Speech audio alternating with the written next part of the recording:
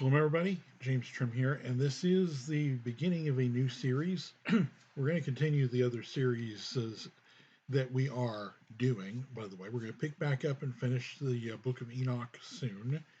Through the Book of Enoch, we're going to continue through the Dead Sea Scrolls on the Damascus document, etc. So don't worry, we're not dropping the ball on anything. Um, we're going to be doing multiple series, and I'm doing a series kicking off a series today on the Zohar. And we're going to start by going at the very beginning of the Zohar, um, and with the prologue. So let me talk for a moment, explain what the Zohar is. We're doing something, by the way, here that's very unusual. You won't find a lot of public teaching on YouTube actually teaching the contents of the Zohar, even from rabbinic sources. You won't. Um, it's considered, I think, to be too much mystique to it. Also, it's very difficult to understand, and so there will be multiple things going through the Tanya, for example, um, but not the Zohar. So I thought, well, I think I'll start one and see how it goes and see how interest is. Um, I'll be primarily using the Pritzker edition here, which is a multi-volume set, which you'll see here behind me. It's a 12-volume set. Um, and next to that, I have the 5-volume Soncino set. Um, you can use either translation. Um, at times, I will provide you my own ad hoc translations or revisions of translation. Um, the original of the Zohar is written in Aramaic. It's a very difficult and unusual style of Aramaic. Um, and it's very difficult to understand, even if you understand Aramaic. Um, the There are multiple schools of thought on the origins of the Zohar, and we may do a video actually exploring some of this.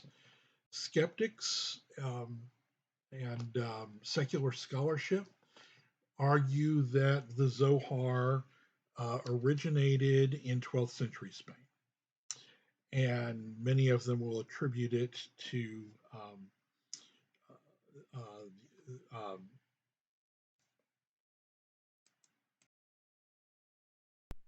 Moshe de Leon. Um,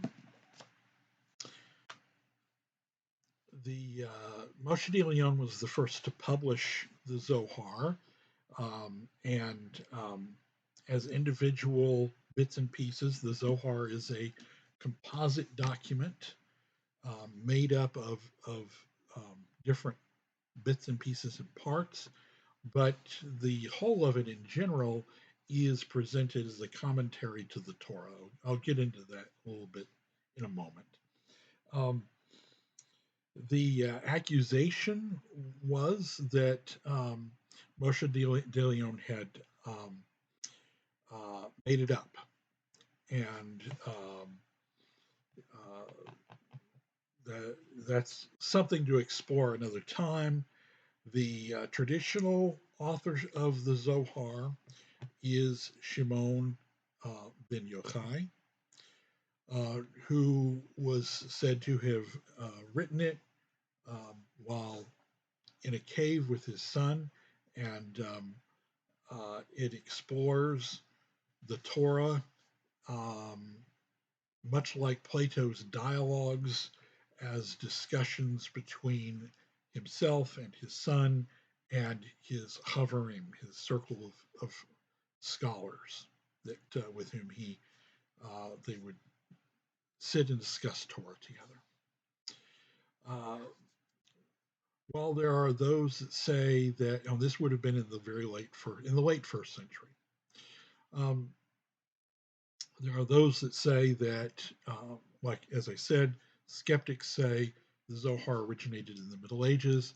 I find that difficult to believe. I'm not saying that the Zohar that has come down to us, or as it has come down to us, um, doesn't have any uh, corruptions in the text from the Middle Ages.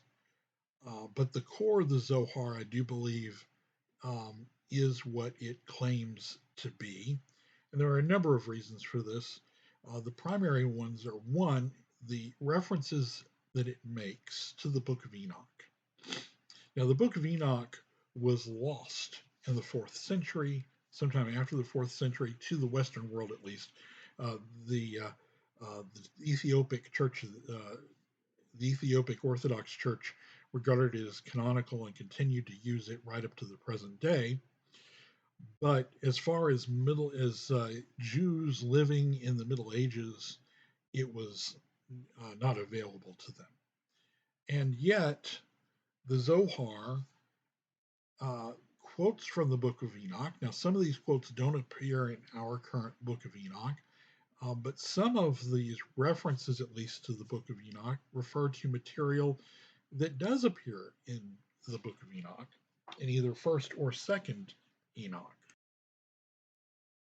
The Zohar also has a lot of material that is parallel to the teachings of Philo of Alexandria in the first century CE.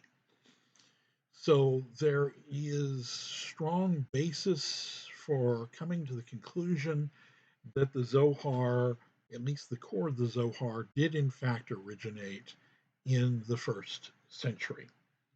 Now, because of the handprint of scholars upon it and skeptics upon it, even both the Soncino edition, but even the Pritzker edition, leave portions untranslated because they decided that those portions were late and not part of the original Zohar proper. um, and that's most unfortunate because the student wanting an English translation of the Zohar will find himself disappointed. And what I mean by that is that the Soncino translation is a usable translation insofar as a translation goes, but it's just a 5 volume set versus the 12 volume set of the Pritzker edition. Of course, the Pritzker edition has lots of footnotes, um, but even the Pritzker edition leaves large portions untranslated.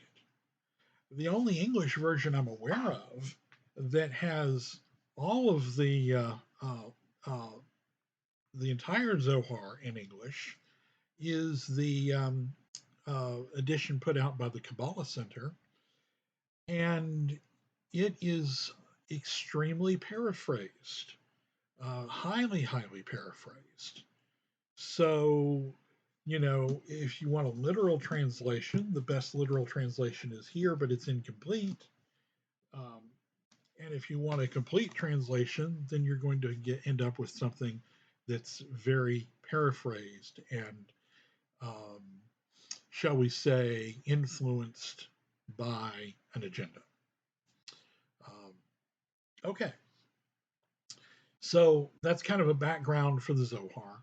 And the Zohar takes the form of uh, discussion between uh, Shimon Yochai and his colleagues, and among them his son, um, concerning each parsha. But it's written on the Sod level, and it's very deep. And so it's, as I said, not easy to understand, which is why the Mishnah says, find yourself a teacher. Um, so I'm going to, as usual, we're going to have handouts for this to help a little bit. And so this is the first set of handouts for this class. And um, the Pritzker edition, and you can use any edition, or if you know Aramaic, you can follow along in the Aramaic. But the Pritzker edition begins on page 1. Okay, because it's got a lot of introductory material. And then it begins the Zohar proper on page 1. And the Zohar classically is published in a 3-volume set. And just like the Talmud is published in such a manner that every page of Talmud is identical in the Aramaic. So that Talmud references are given by tract date and then by page number and column number. So you can look up something in the Talmud, and you can find find the reference by locating the page number and whether it's column A or column B. Likewise with the Zohar, the traditional Zohar in Aramaic is published in 3 volumes with the same page numbers and column A and column B. So we reference the Zohar in the same way with a volume number 1, 2, and 3, sometimes given in a Roman numeral, sometimes in a Arabic numeral, and then either a comma or a colon, and the page number and the column A or column B, or sometimes just the page number without the column, but usually there's a column designation. So this is starting out on the Zohar Volume 1, page 1a. Rabbi Hizkiah opened, like a rose among thorns, so is my beloved among the maidens. So he opens up this prologue to the Torah with a passage from the Song of Solomon or Song of Songs, chapter 2, verse 2. And it's the word is Shoshana, rose, and in the original biblical Hebrew that probably referred to a lily, but Rabbi Hizkiah definitely is referring here to a rose from the description. And it says, who is a rose? And it answers the question, the assembly of Israel. Literally the Knesset Yisrael, the assembly of Israel. For there is a rose, and then there is a rose. Just as a rose among thorns is colored red and white, so the assembly of Israel includes judgment and compassion. These are colors that represent 2 of the Sephirot, of the 10 Sephirot of the Tree of Life. This is basic Kabbalah information that would be helpful to already know before trying to pick up and study the Zohar. And judgment is Gevarah, and compassion is Chesed. Just as a rose has 13 petals, so the assembly of Israel has 13 qualities of compassion surrounding her on every side. Now let's pause there for a moment. Our first handout is titled 13 Qualities of Compassion. And the reference here is to something that's in the Babylonian Talmud, Rosh Hashanah, page 17b. Rab Judah said, a covenant has been made with the 13 attributes that they will not be turned away empty-handed, as it says, behold, I make a covenant. This is referring to Exodus chapter 34, verses 6 through 7, which I have quoted here on the handout, in which there are 13 attributes attributed to the covenant. And Yahweh passed by before him and proclaimed, Yahweh, Yahweh Elohim, merciful and gracious, long suffering and abundant in goodness and truth, keeping mercy for thousands, giving iniquity and transgression and sin, forgiving, iniquity and transgression and sin, that will by no means clear the guilty, visiting the iniquity of the fathers upon the children and upon the children's children, on to the third and fourth generation. Okay, so these are the 13 qualities of compassion.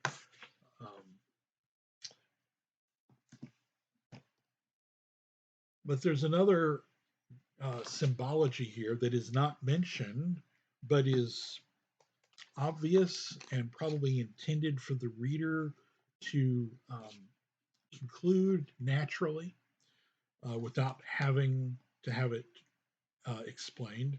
And that is that the Assembly of Israel has 13 tribes.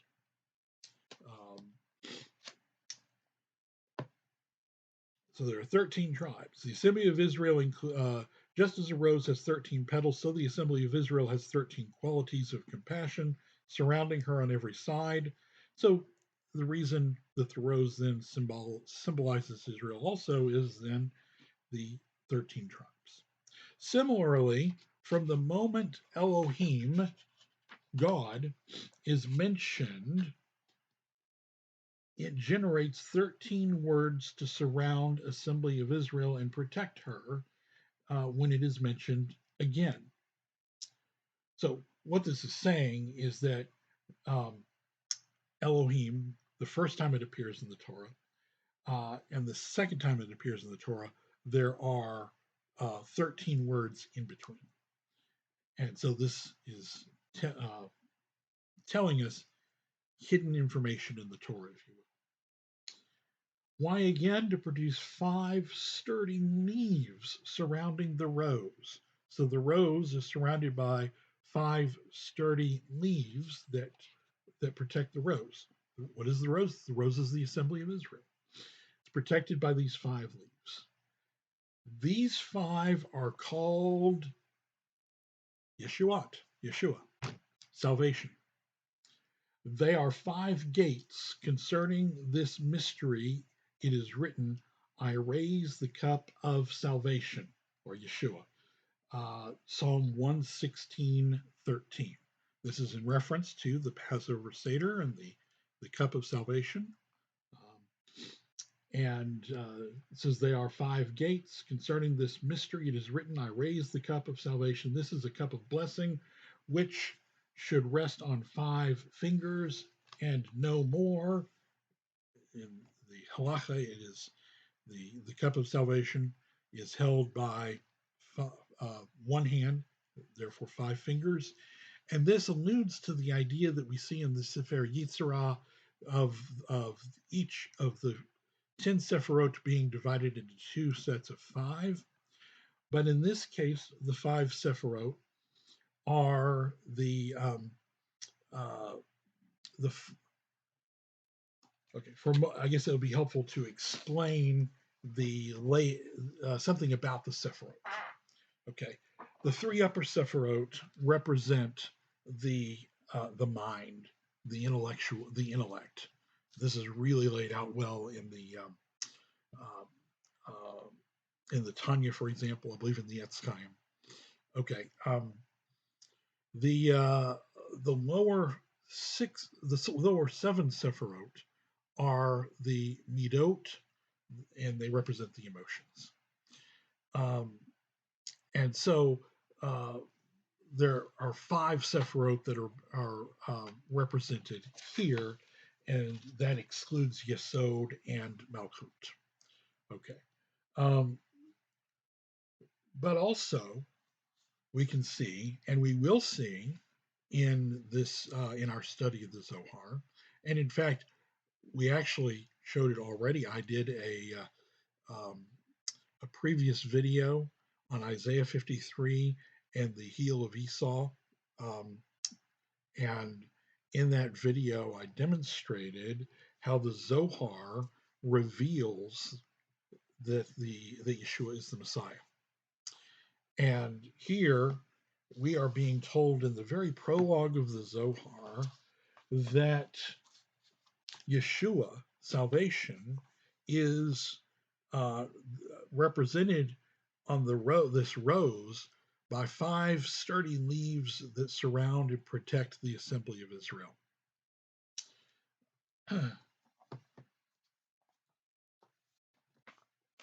From the second Elohim to the third, 5 words appear. In other words, so from the first appearance of Elohim to the second, there are 13 words, and from the second to the third, there are 5 words. Okay, this is in the first chapter, at the very beginning of the Torah, in the Hebrew. Okay, from here on, light created, concealed, contained in the covenant, entering the rose, emitting seed into her. We'll get into this seed as we study further, but the seed really represents the Son of Yah that uh, is that is embedded that that Chachma emits into Gevarah and gestates in Gevarah and gives birth to the Son of Yah, to knowledge, and to the lower Sephirot that are the midot, the emotions that emerge from this. Okay, this is the tree bearing fruit with its seed in it, Genesis 1:12. That seed endures in the actual sign of covenant because Yesod, uh, the 10 Sephirot form 2 pictures, if you will. One is that of the um, tree of life, the Etz Chaim, and the other is the Adam Kadmon, uh, the uh, um, the primordial man, the image of Elohim, which was the image from which man was designed. Philo of Alexandria identifies this with the Logos, and several times the Ketuvim Netzarim, the so-called New Testament, identifies it with Messiah, Yeshua. The seed endures in the actual sign of covenant, which is referencing Yesod, which is um, uh, the phallic portion of this image, if you will, of man, represents the place where the Brit Milah, the circumcision, takes place. Just as the image of the covenant is sown in 42 couplings of that seed, so the engraved explicit name is sown in 42 letters of the acts of creation. So the number 42 is an important number in the Zohar, and there is this idea of not just of the explicit name, which is the 4-letter name that we are familiar with, Yud He Vav He, but the 42-letter name, which is made up of 42 letters from the account of creation, and is also the numerical value for Eloah, which is singular for Elohim, for God, if you will. Okay.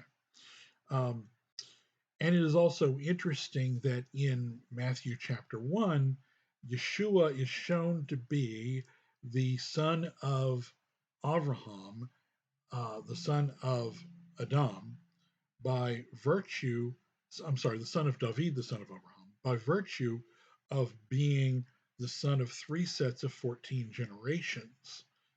And uh, uh, the sum total of 14 plus 14 plus 14, or 14 times 3, is 42.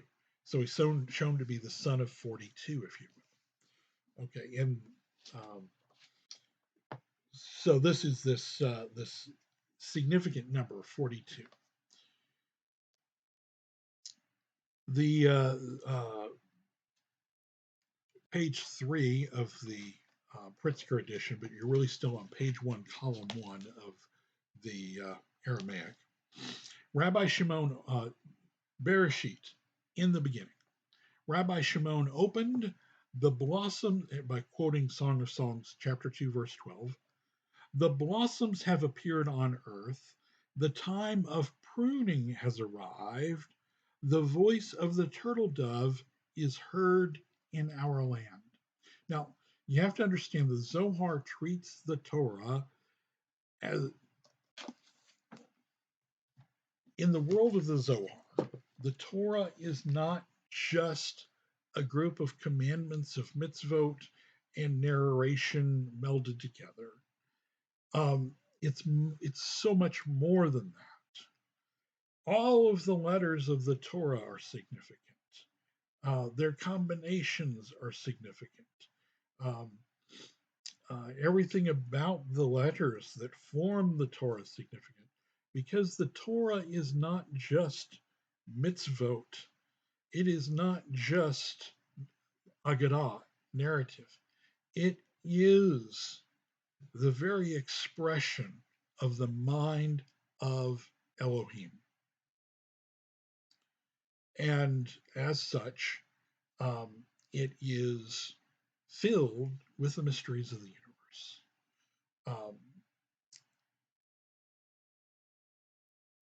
And so there are different methods of extracting these. Gematria, which treats letters and numbers, because in Hebrew, letters and numbers are the same thing, treats the letters of the Torah as mathematical equations, and therefore assigns to each word a mathematical value. There's something called notaricon, which either takes the first letter from each word or takes a word, as in the Torah, as being the first letter of each statement in a phrase. Or there is something called Atbash. There are different variations of this, but basically there is a system by which for example, the first letter is taken, Aleph is taken to represent the last letter Tav, and so on, so that you have encoded messages in that form. And then there's what they call Torah codes, which involves skipping the same number of letters and taking every seventh letter or every 14th letter, etc., every fifth letter, and the result of that writes a word or a group of words. Okay, there are many ways in which this information is embedded in the Torah, almost infinite possibilities, and so this, when we study Torah, we're not just learning mitzvot and stories, agadot. We are putting our minds in harmony to resonate with the mind of Elohim. And this is why the Torah is so very, very deep. All right. So Rabbi Shimon opened, the blossoms have appeared on the earth, the time of pruning has arrived, the voice of the turtle dove is heard in our land. The blossoms are the act of creation which appeared on the earth. When, on the third day, as it is written, the earth brought forth vegetation, Genesis 1:12. Then they appeared on the earth. When they appeared on the earth, the time of pruning has arrived, the fourth day on which the pruning of tyrants took place. Now, this is a reference to Isaiah chapter 25, verse 5. But if you look up Isaiah 25:5 in the King James Version, or pretty much any translation, it's not going to say that the pruning of tyrants took place. Instead, it's going to say reference the song of the terrible ones. But the word here in Hebrew that is translated song can also be translated or understood to mean pruning. And this is another way that the Zohar extracts this kind of information by reading not this but that, reading it in a different way. And so, in this way, it's talking about the pruning of tyrants took place. This is a reference to the uh, uh, the overcoming of the demonic entities. Um, we would see it in Revelation with the war in heaven. Then marot, lights, spelled deficiently, which just means in Hebrew grammar, we say a word is spelled deficiently, it just means that it is spelled without a yud or a vav that would have acted as a vowel. And it's valid to write the word that way. It's just to notice that it is written that way. The voice of the turtle dove is the fifth day, as it is written, let the waters swarm with a swarm of living creatures, and let birds fly above the earth across the expanse of the sea. Genesis 1:20. Generating offspring is heard of the sixth day, as is written, let us make a human being. Genesis 1:26. Who was destined to declare, acting before hearing, for here it is written, Naaseh, let us make a human being. And there it is written, Naaseh, we will do and we will listen, referencing Exodus 24:7 and the commitment Israel made to the covenant. This is one of the things that is noted in the commentaries, the rabbinical commentaries to the Torah, is that Israel said we would do before we even hear. So it's Naaseh comes before Neshama, Shema, we would hear. Naaseh comes first. So when Israel committed to the Torah, Israel said, we don't even have to hear it, Elohim. Whatever you want us to do, we will do. And then we heard what we were committing to. Okay. So there's a parallel here, but it's important to know that naaseh in Hebrew can mean to make or to do. We have two different verbs in English, to do and to make. And this verb to do, by the way, is probably the root word for the Essenes. We don't know for sure. But there's a lot of speculation that the Essenes were the doers. We only have the word Essene recorded by Philo and by Josephus in Greek. So we don't know what the underlying Hebrew was. I actually had a friend many years ago that was teaching.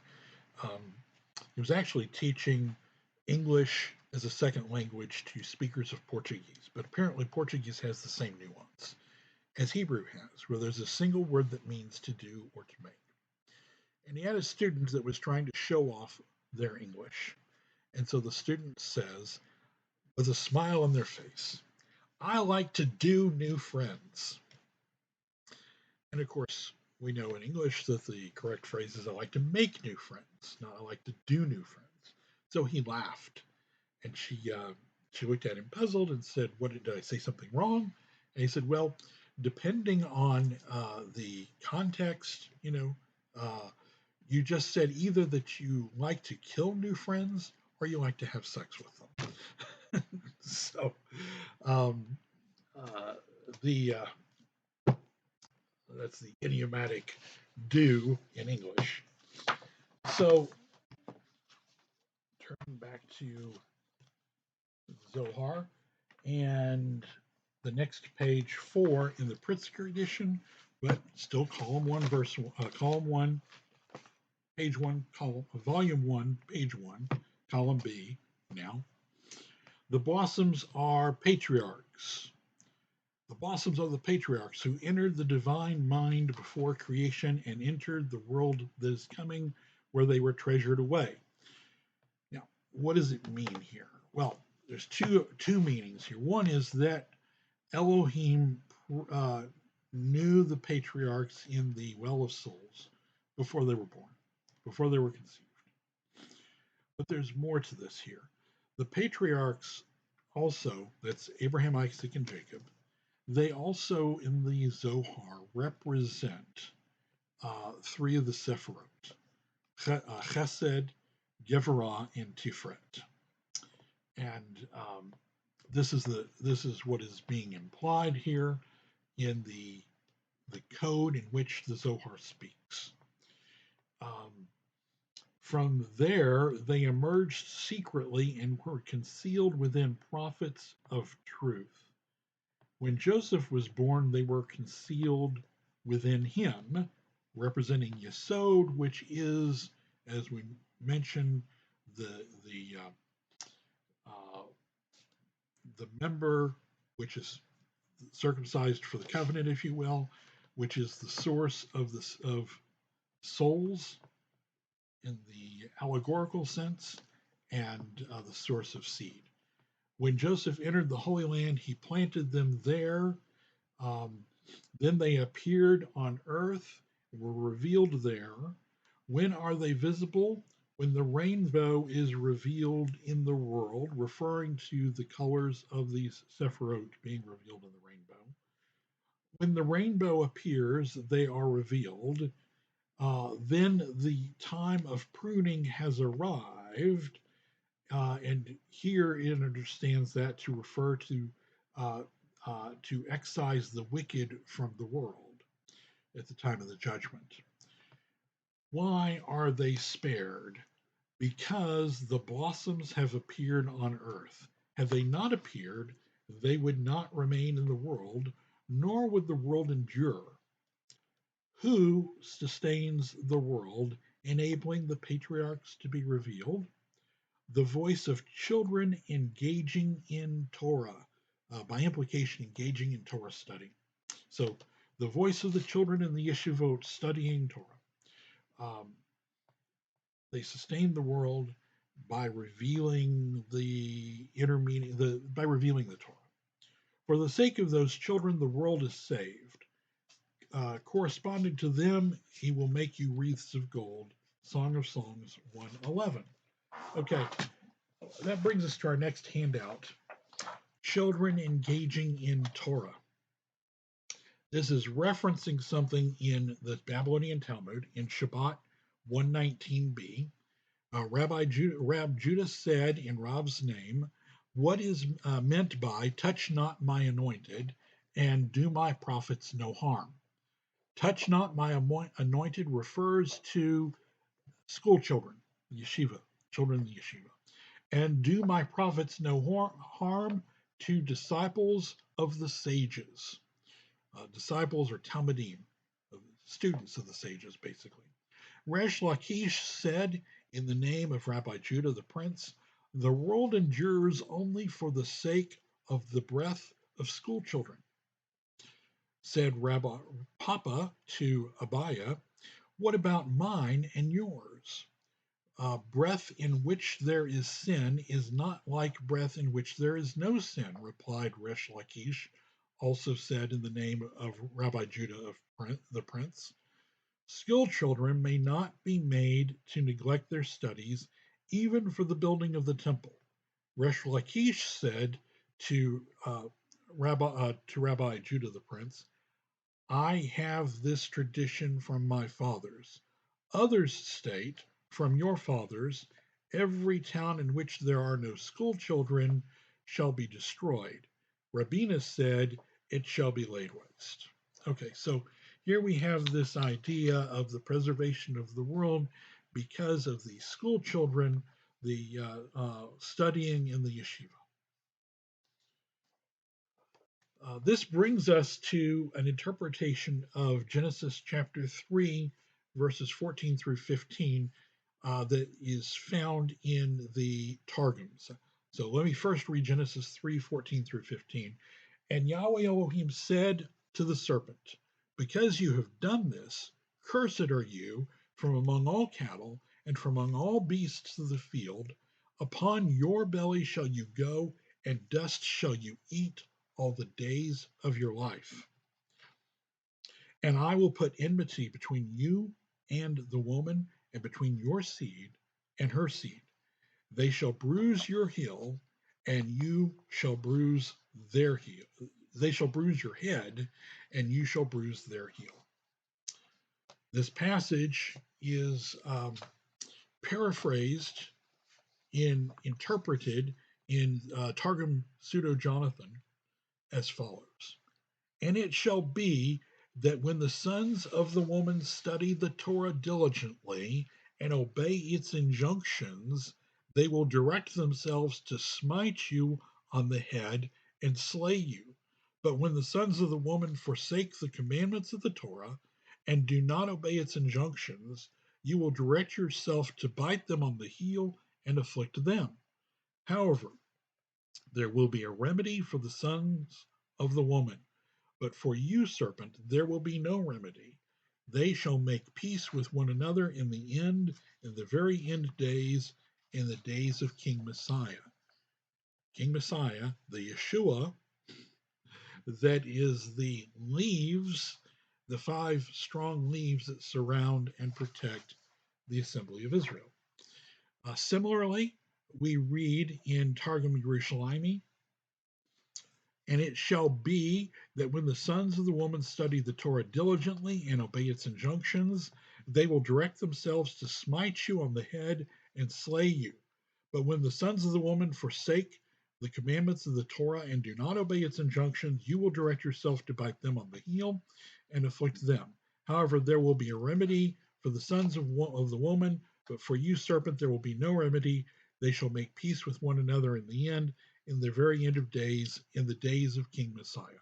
Almost the same paraphrase.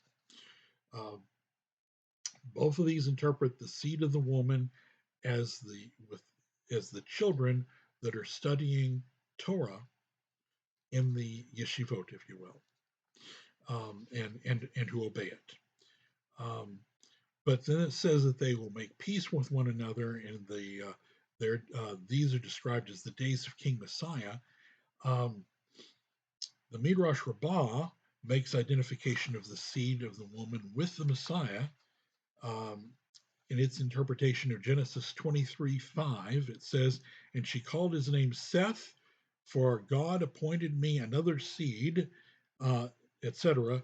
Rabbi Tanahuma said in the name of Samuel Gozit, she hinted at that seed which would arise from another source, i.e., the King Messiah. Okay.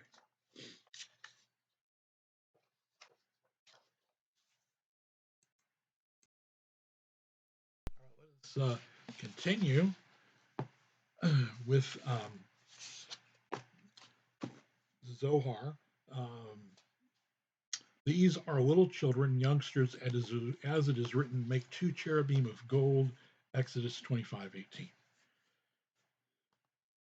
Next, we have another interpreter. It says Bereshit in the beginning, and Rabbi Elazar opens. He says, lift your eyes on high and see who created these. Now, this is going to be a very important passage for the Zohar forever. In fact, for the rest of the Zohar, this will come up. But in the coming material, and we have a handout titled Who Has Created These? The title of the handout at the top. And it has Isaiah 40:26 here, and it says, lift up your eyes on high and behold who, and the Hebrew word for who here is me, which is spelled mem yud, and you can see that here in the Hebrew. Me has created these, and the Hebrew word for these is elah. Aleph Lamed Hey. So keep this for for reference, or memorize this and remember that that's what this says in Isaiah 40:26. Because the Zohar will read some very deep meanings into these two words, who, which in Hebrew is me, and these, which in Hebrew is Elah, who has created these. So it says, lift your eyes on high. To which sight, to which place? The sight towards which all eyes gaze, which is, what's that? Which is that? Opening the eyes. Um, there you will discover that the concealed ancient one, susceptible to questioning, created these. Um, so we can't ask Ein Sof, we can't talk about Ein Sof. So the susceptible to questioning is Keter. Created these. Who is that? Who? Literally, me. Who? So it takes this literally when it says, lift up your eyes on high and behold who, behold me, has created Elah. Me has created Elah. Who is that? Who? The one called end of heaven above, whose domain extends over everything, since it can be questioned. We can talk about it. We can ask questions about it. We can't ask questions about Ein Sof. The infinite one is beyond our comprehension, yet remains concealed and unrevealed. It is called who? Beyond there is no question. So you can say who, me, about Keter, and from Keter down, if you will. But above Keter, Ein Sof and above, you can't really talk about who. You can't pose these kinds of questions because there are no answers. This end of heaven is called who? There is another below called what? So what is a term that ma, which refers to um, the, and we'll find out why as we continue on, but refers to the Shekinah and the Sephirot called Malkut at the bottom. What distinguishes the two? The first, concealed one, called who, can be questioned. Once a human being questions and searches, contemplating and knowing rung after rung to every last rung, talking about the rungs of the tree of life, the Sephirot, once one reaches there, what do you know? What have you contemplated? For what have you searched? All is concealed as before. Concerning this mystery, it is written, what can I take as a witness for you? What can I compare you? Lamentations 2:13. When the holy temple was destroyed, a voice cried out, what can I take as a witness to you? What can I compare you? I take what as a witness to you? Every single day I have called witness against you. Since days of old, as it is written, I call heaven and earth to witness against you this day. Deuteronomy chapter 30, verse 19. I compare you to what? Precisely. I crowned you with holy crowns, gave you dominion over the world, as it is written, in this the city that was called perfect crown of beauty, joy of all the earth. Lamentations 2:15. I called you Jerusalem built, a city bound together. Psalms 122:3. Now what can I liken to you to console you? Lamentations 13, 2:13. Just as you sit, so it is above, as it were, just as now the holy people do not enter you in holy array. So I swear to you that I myself will not enter above until your inhabitants enter you below. This is your consolation. I compare this rung to you completely. But now that you are here, your ruin is vast as the ocean. Let it say you cannot endure or be healed. Then who will heal you? Really? What concealed high run in which all exists will heal you and raise you up? Who is the end of heaven above, and what is the end of heaven below? Jacob inherited this, running from end to end, Exodus 26:28. From first end, who to last end, what? For he stands in the middle. Who created these? Rabbi Shimon said, Eliezer, my son. Eliezer was Rabbi Shimon ben Yochai's son. And here we are approaching we're ready for our next handout, which is titled "The Word." This is where it starts to get really deep. So follow along here. I've actually given a translation here that that I've updated slightly. And the way that I have updated it, the only way that I have updated it here in the handout, which I will switch to now, is that I have capitalized the word word. I believe that's the only way that I've modified it. Rabbi Shimon said, Eliezer, my son, cease your words, so that the concealed mystery on high, unknown to any human, may be revealed. Was I actually ready for that yet? Yes. Rabbi Eliezer was silent. Rabbi Shimon wept and paused for a moment. He was so moved by this. Then he said, Eliezer, what is these? Eleh. Remember, our passage says, who created these? Me created Eleh.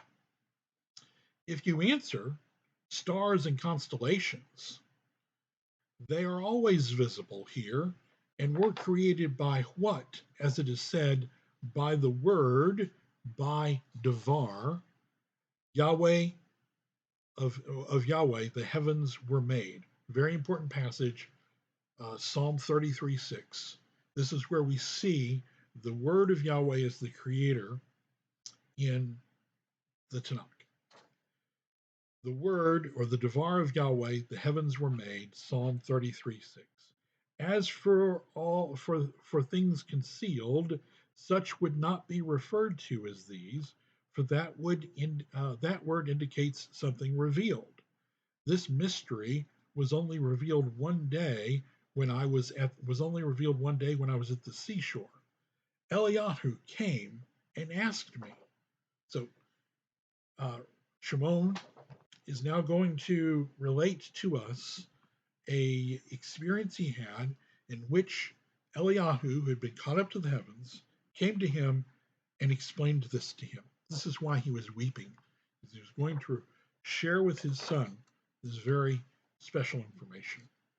Eliyahu came and asked me, Rabbi, do you know the meaning of who created these? Referring again to Isaiah 40, verse 26. I answered, these are the heavens and their array, the work of the Blessed Holy One. Human beings should contemplate them and bless him, as it is written, when I behold your heavens, the work of your fingers, the moon and stars that you set in your place. Yahweh our Lord, how majestic is your name throughout the earth. Psalms 8, verses 4 and 10.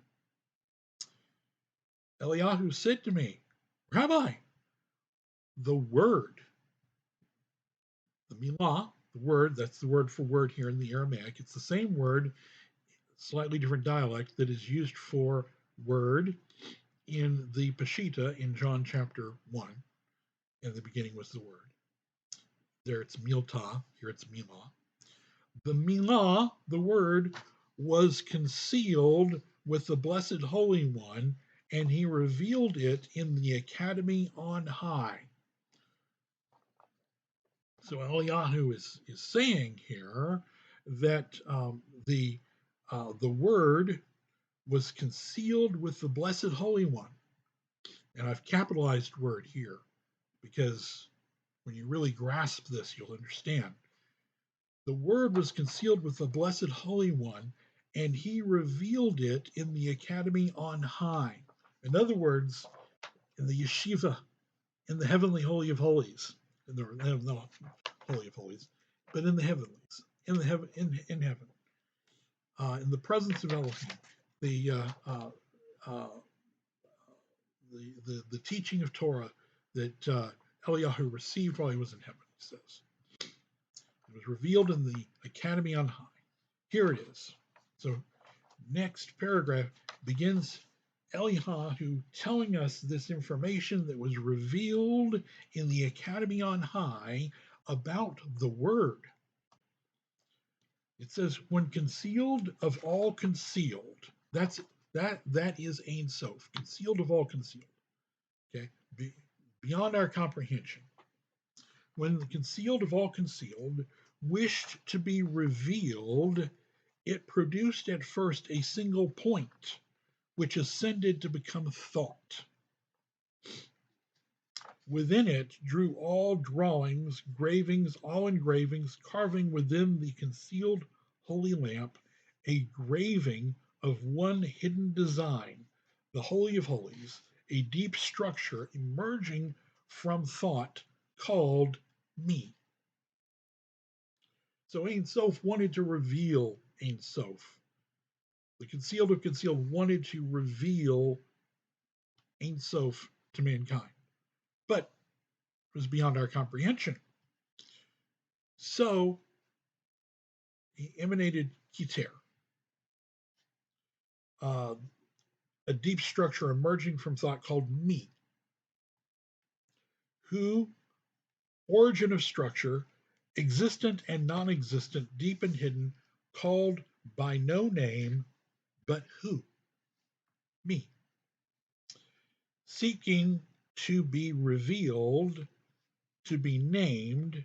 So Keter, seeking to be revealed and to be named, it garbed itself in a splendid, radiant garment and created Eleh, these.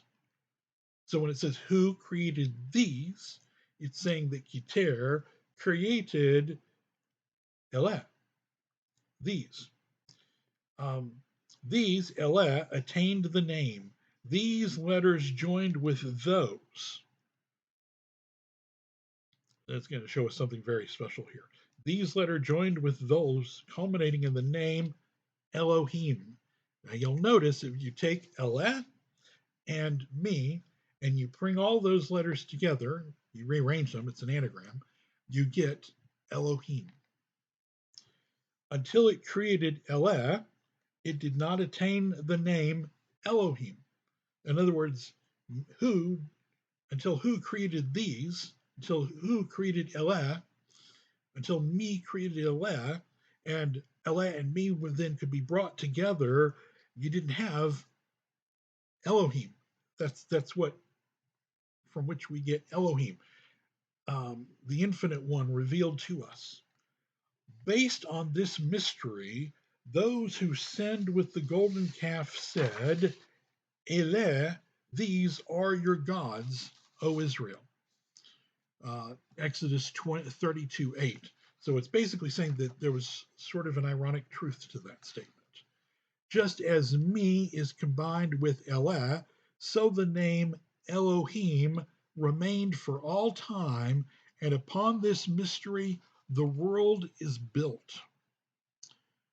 Then Eliyahu flew off. I did not see him. From him I discovered the Word, Milah, whose mysterious secret I have demonstrated. Rabbi Eliezer and all the companions came and prostrated themselves before him, weeping for joy and saying, if we had come into the world only to hear this, we would have been content. So here in this section of the Zohar,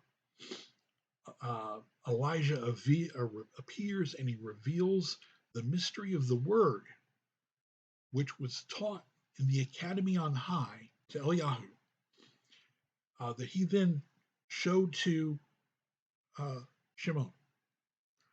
That when the concealed of concealed, the infinite one, Ein Sof, wished to be revealed, Ein Sof garbed itself in a splendid, radiant garment, generally identified by the commentators as the 10 Sephirot. And here the Zohar identifies that splendid, radiant garment with the word, the Milah, the Devar of Psalm 20, what was it? Psalm 33:6. So there is this concept of the word in obviously in Yochanan chapter 1. In the beginning was the word, and the word was with God, and the word became the word. In the beginning was the word, and the word was with Elohim, and the word became Elohim. And then we get to verse 14, and the word became flesh. This is the revealing of the word, okay, of the Milah. This brings such beauty to what Yochanan is saying in Yochanan chapter 1, as does much of the Zohar, by the way. In the Targums, there's this reference to the Memra, which is another word for word of Yahweh, that is frequently referred to, that was the creator, the covenant maker, and so on, and whom in Isaiah is identified with the Messiah in the Isaiah Targum. And of course, Philo of Alexandria talked about the Logos, the word. Okay. So we've gone just a little bit over an hour, and that's as much Zohar as you can probably take in an hour.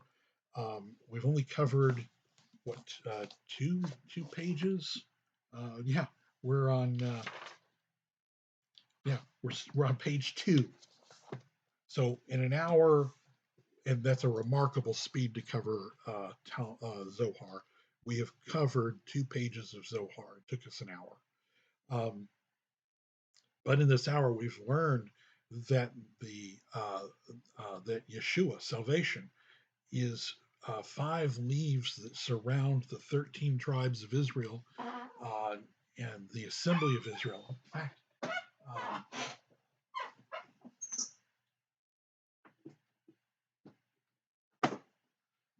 Yair Davidi has a book called Ephraim, and he illustrates the front cover by with the Tudor rose and this reference in the Zohar. So we've learned about the 5 leaves that represent Yeshua that surround and protect Israel.